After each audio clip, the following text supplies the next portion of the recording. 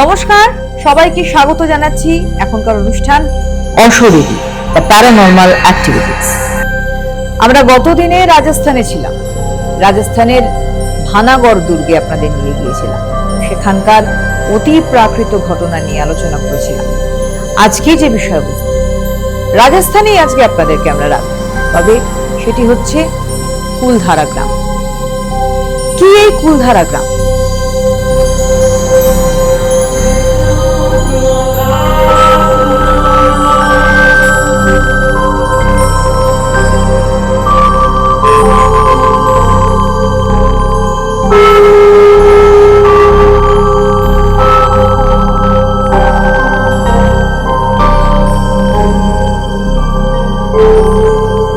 কোথায় অবস্থিত আর এর পিছনে কি বা ইতিহাস লুকিয়ে রয়েছে? কুলধারা গ্রামটাও একটি অভিশপ্ত গ্রাম বলেই পরিচিত। পর্যটকরা সেখানে যান যেহেতু এই কিছু ভারতবর্ষের আমি কথা বললাম, ভারতবর্ষের বেশ কিছু এরিয়ার কথা বললাম, যেমন রাজস্থানের কথা বলেছি, আমি কতদিনে বলেছি উত্তর ভারতের বেশ কিছু অংশ,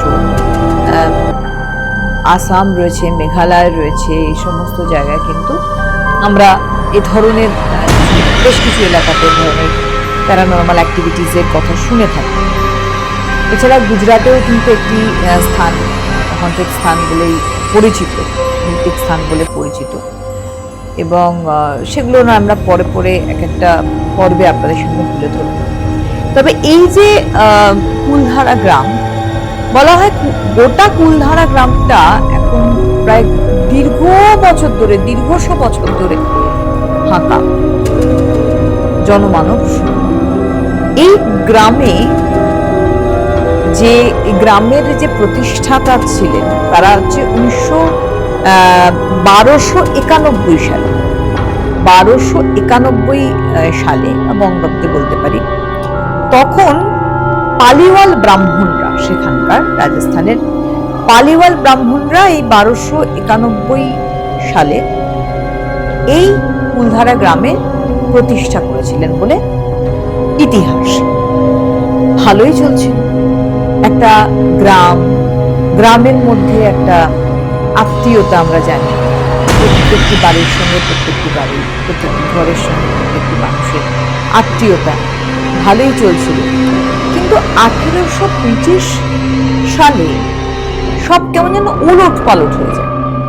অর্থাৎ সেই সময়ে সেখানকার যে দেওয়ান, তো একজন পালিওয়াল ব্রাহ্মণের কন্যা অর্থাৎ মেয়েকে পছন্দ হয়ে যায় সেই চরম অত্যাচারী দেওয়ান সেলিম সিং, এবং তিনি তাকে বিবাহ করতে চেয়েছিলেন।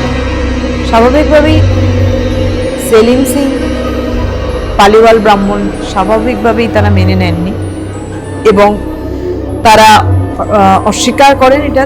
তার জন্য শোনা যায় নাকি সেই সেলিম সিং জোর জবরদস্তি ভারী কর চাপিয়ে দিয়েছিল সেখানকার সমস্ত গ্রামবাসীদের উপরে। তাই রাতারাতি নিজেদের সম্মান বাঁচাতে তারা গ্রাম ছেড়ে চলে যায় এবং যাওয়ার সময় অভিশাপ দিয়ে যায় যে এই কুলধারা গ্রাম যার আর কোনো মানুষ এখানে থাকবে না, এটা একটা অভিশপ্ত গ্রাম হয়ে যাবে। আবার একটা মতে শোনা যায় যে ওই পালিওয়াল ব্রাহ্মণের একজন কন্যাকে পছন্দ ছিল সেলিম সিং এর, দেওয়ানের। সে যেহেতু বিয়েতে নারাজ হয়ে যায়, তাই তাকে তুলে নিয়ে গিয়ে তাকে খুন করে নদীর পাড়ে, কুলধারার নদীর পাড়ে ফেলে রাখা হয়। এটা সবটাই কাল্পনিক কি বাস্তবিক এটা কারোর জানা নেই, তবে লোকমুখে ফেরে এই কথা যে সম্ভবত রাতের বেলায় ওই কুলধারা গ্রামে নদীর পাড় দিয়ে, রাস্তা দিয়ে ওই মহিলা, ওই তরুণীর নাকি কোনো আত্মা ঘুরে বেড়ায় এবং কেঁদে বেড়ায়। এবার চলে আসবো প্যারানর্মাল ইনভেস্টিগেটরদের কথা। প্যারানর্মাল অ্যাক্টিভিটিস ইনভেস্টিগেটর যারা রয়েছেন তারা প্রত্যেকটি ক্ষেত্রে বিভিন্ন জায়গায় মুভ করেন, এই ধরনের হন্টেড প্লেসেস তারা গিয়ে থাকেন। তো বাদ পড়েনি রাজস্থানের কুলধারা গ্রামও, তারা সেখানেও গেলেন।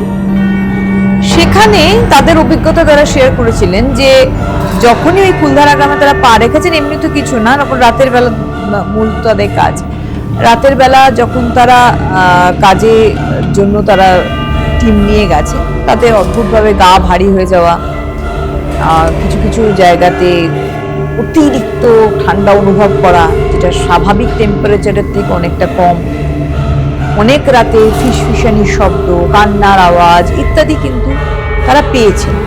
এবং আমরা জানি তাদের একটি মেশিন রয়েছে, ইএমএফ, ইলেকট্রোম্যাগনেটিক ফিল্ড যে মিটার, এই ইলেকট্রোম্যাগনেটিক ফিল্ড মিটারে এই যে কোনো রকম যদি কোনো অশরীরী কেউ থাকে বা সূক্ষ্ম শরীর, তাদের অ্যাক্টিভিটিস বা তাদের ভয়েস সেগুলি রেকর্ড করা যায়, সেটাকে আমরা বলে থাকি, তারা বলে থাকেন স্পাইক রেকর্ড।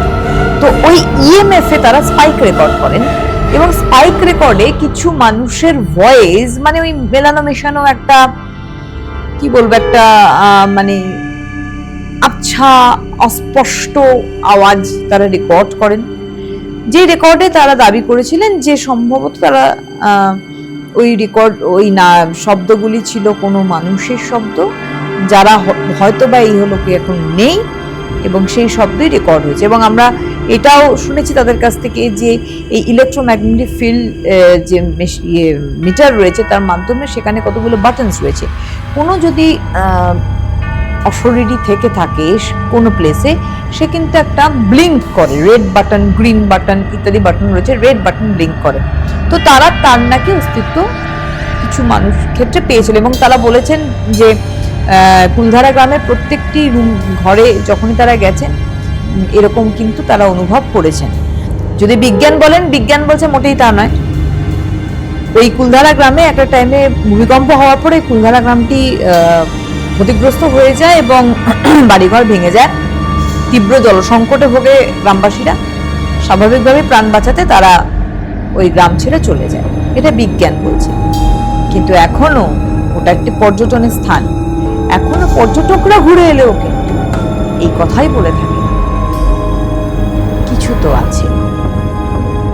কি আছে, আদৌ কি আছে, সেটাই খুঁজে পাওয়ার চেষ্টা আমাদের এই অনুষ্ঠানে। পরবর্তী পর্বে আরো কিছু এই থাকা না থাকার বিষয় নিয়ে আপনাদের সামনে চলে আসবো, অশরীরী প্যারানরমাল অ্যাক্টিভিটিস নিয়ে।